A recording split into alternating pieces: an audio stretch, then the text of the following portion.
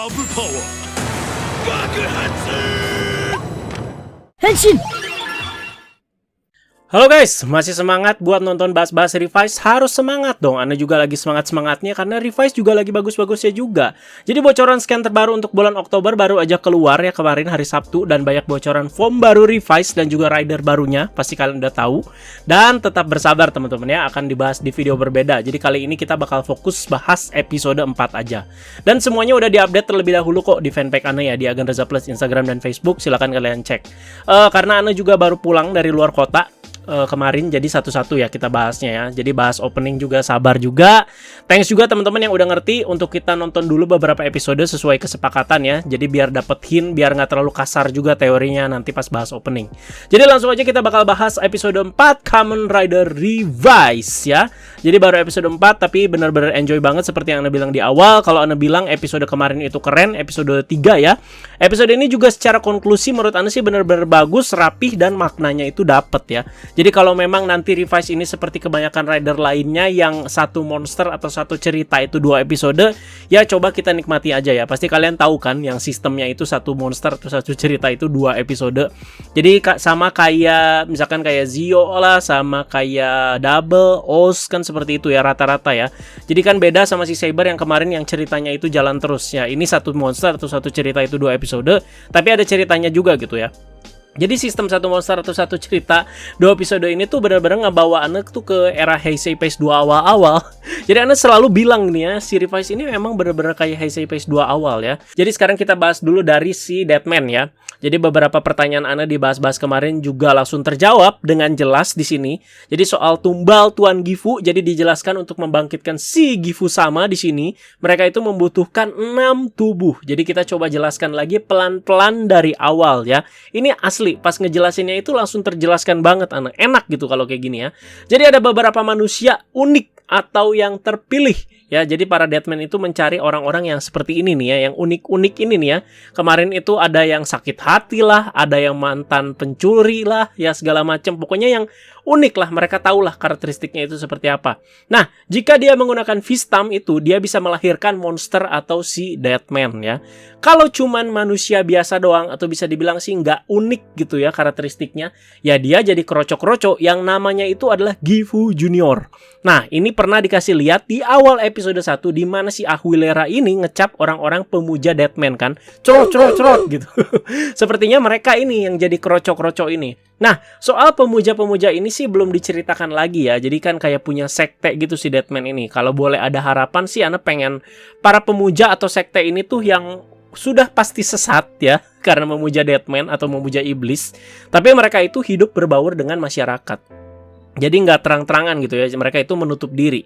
Kalau kayak gini sih ngeri ya kalau kayak gitu ya. Jadi wah ada misteri-misterinya, terus baru ketahuan, wah ternyata dia pemuja setan, pemuja Deadman. Kalau kayak gitu sih lebih ngeri aja gitu serial Revice ini ya. Oke, dan ngomongin soal 6 tubuh sekarang yang Ana tadi sebutkan di atas ya. Jadi 2 tubuh di sini sudah dapat dipenuhi oleh si Deadman ini, yaitu si Furio dan juga si Orteka. Kok gitu?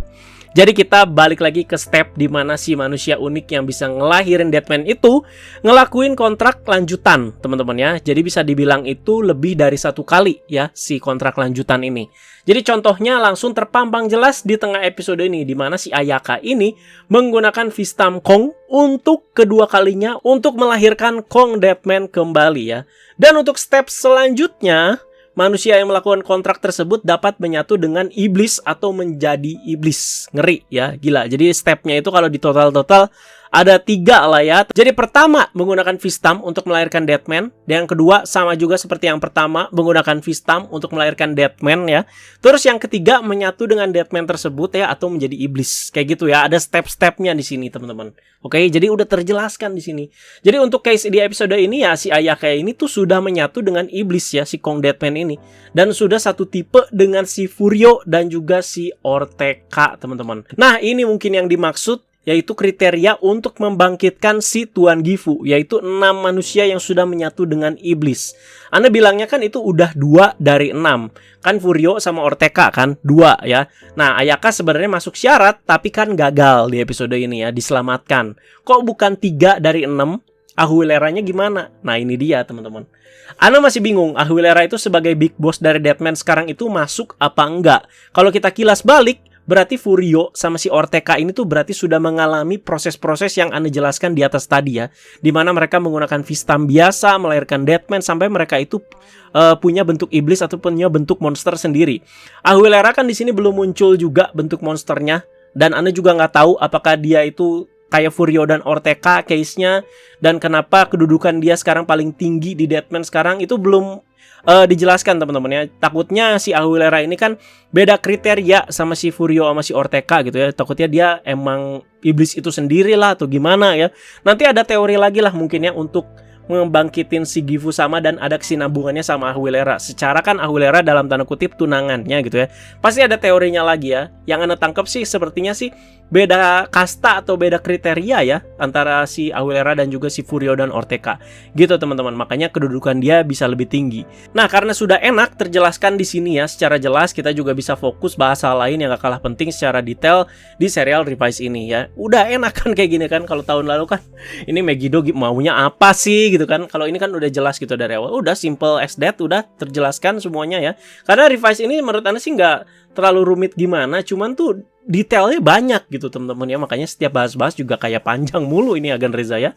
Jadi masih bahas yang sama teman-teman ya. Masih bahas soal hal yang sama, tapi mohon maaf Anda langsung loncat ke akhir episode 4 ini ya, karena masih nyambung. Oke? Soal ini nih, akhirnya kan si Ikki tekan kontrak sama si Phoenix ya. Dan ketika itu si Vice juga melihat foto si Ikki yang lagi sama si Daiji ini, Ikkinya menghilang. Dan si Vice-nya kayak tertawa. Oh kayak gitu. Itu benar-benar mencurigakan banget ya. Memang dari si Ikki dan si Vice sendiri ini masih banyak misteri teman-teman. Namanya juga iblis ya. Jadi kita jangan percaya begitu aja gitu. Si Vice kan kelihatannya seperti kayak partnernya Ikki, cuman kan dia sekali lagi adalah iblis, adalah setan. Kita nggak bisa percaya begitu aja ya. Jadi sekarang kelihatan banget gitu si Vice aja masih tahu beberapa hal yang masih dirahasiakan. Masih ada banyak misteri teman-teman ya. Masih 4 episode namanya juga. Jadi menyambung sama hal yang di atas, Ikki kan kontrak ya. Iblis yang muncul itu si Vice. Pokoknya si Ikki tuh kita harus lihat case-nya itu dia sama kok sama orang-orang kayak si Ayaka lah, si Kedi lah ya. Jadi dia itu memakai Vistam untuk melahirkan iblis. Iblisnya itu si Vice. Dan masih berlanjut sampai sekarang kan. Nah, apakah Ikki juga termasuk kriteria untuk membangkitkan Tuan Gifu? Sabar dulu ya. Memang Ikki belum jadi iblis. Atau mungkin menyatu dengan si Vice. Belum ya. Siapa tahu juga efek penggunaan Revice Driver ini yang bikin dia itu semakin lama semakin dekat dengan resikonya. Ngerti nggak? Siapa tahu kan seperti itu. Ya semoga Revice Driver juga di sini ada efek sampingnya ya dan dijelaskan secara rinci dibanding cuma jadi plastik mainan anak-anak doang di sini. Ya kira-kira seperti itu teman-teman. Luar biasa ya teori-teorinya. Jadi ini masih banyak misteri juga. Kalau kita mau berspekulasi juga benar-benar bisa jadi seru banget di sini ya. Pokoknya kalian komen down below lah soal ini teman-teman ya. Karena menurut Ana sih yang paling jadi main highlight ya ini hal-hal yang udah Ana rangkum di atas ya. Soal step-stepnya menjadi satu dengan iblis dan juga tadi soal Ikki dan segala macam. Kalian komen di bawah. Tapi sebelumnya kita lanjut dulu ya. Berlanjut ke cekcoknya si Daiji dan juga si Ikki di sini ya. Jadi di episode ini mereka ribut cukup besar dan melihat cekcok antara adik dan kakak ini ya sangat reasonable sekali sih. Dan juga sembari memperlihatkan dua perspektif ke penonton di sini yang Ana suka ya. Jadi bukan hanya sekedar adu bacot doang lah bla bla bla bla bla bla, menjawab juga betapa gregetnya kita mendengar si Ikki yang selalu ingin jaga pemandian katanya alasannya ya. Jadi kejadian di mana si Ayaka itu jadi iblis, adiknya itu diculik. Pokoknya jadi semakin kacau lah ya kondisi-kondisinya. Jadi imbas gara-gara si Ikki juga sih ya. Dia tahu gitu ya punya tanggung jawab tapi belum sepenuhnya dipenuhi. Jadi gimana ya, cekcok ini sebenarnya Ana agak sulit juga sih menuangkan dalam kata-kata atau ngejelasin ke kalian. Jadi kalau kalian nonton sendiri ya semestinya sih ngerti, tapi Ana coba ambil poin-poinnya gitu ya. Jadi kayak gini loh. Lu minta tolong. Ya udah sini gua tolongin. Selebihnya apa? Selebihnya ya udah gua nggak ada gitu kan. Jadi udah tahu si Ikki itu udah takdir bisa berubah jadi Kamen Rider ya, udah bisa jadi Revice ya. Dia yang kompatibel nih ya. Dari sekian banyak user si anggota Phoenix sama si Daiji gitu. Ya seharusnya dia juga tahu dong dia tuh punya full responsibility akan hal itu ya. Nah, Ana suka ketika dua kakak adik ini cekcok curhatnya selalu ke ibunya sendiri, ke mamanya ya. Jadi tema keluarganya juga dapet dan juga relate banget. Ya, at least mamanya juga ada peran besar lah ya untuk moral anak-anaknya di sini, walau kelihatannya lama amat itu di rumah sakit ya. 4 episode di rumah sakit, Pak. Nggak keluar-keluar ya. Dan yang paling nggak berguna ya menurut Anda sejauh ini ya bapaknya kayaknya ya. Dan melihat lagi Daiji di episode ini sih sepertinya menurut Anda masih jauh dari karakter akan seperti Michi di Gaim ya. Karena dia juga denial kan memang ada alasannya gitu, memang ada dasar keadilannya. Dia bisa menasehati kakaknya ini itu kan biar jangan seenaknya dan lain-lain kan emang dia kerja juga di Phoenix kan sebagai pasukan khusus. Jadi lebih tahulah nilai-nilai keadilan yang benar semestinya itu bagaimana gitu ya.